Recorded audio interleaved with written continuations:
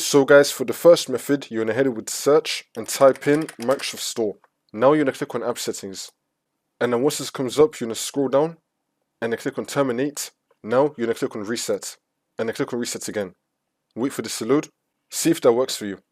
If that's still not working, then for the second method, you're going to head with search and type in find and fix problems with Windows Store apps. Click on it. And now this will come up. You're going to click on next. Wait for this to load. And then once this comes up, you're going to click on next. Wait for this to load. And then click on next again. Wait for this to load. And now if it detects anything, it will try to fix it for you. For the next method, you're going to head with search and type in date and time settings. Click on it. And then once you're on this, you're going to make sure that your time zone is correct. Make sure that you have set time automatically turned on. Now you're going to scroll down and then click on sync now. Make sure that your date and time is fully synced up. And now for the next method, you're going to head with search again and type in wsreset.exe. Click on it. It's now going to reset the Microsoft Store cache. See if that works for you. Now for the last method, you're going to head with search again and type in Windows PowerShell. Now you're going to run it as administrator. And then click on yes.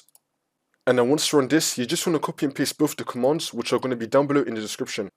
So for the first one, we're just going to highlight it, do Ctrl-C to copy it, and then come to PowerShell, and then do Ctrl-V to paste it, and then click on enter.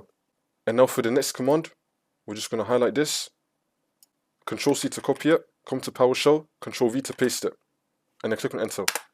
Now once that's been done, you just want to restart your computer, and then this should now fix your problem.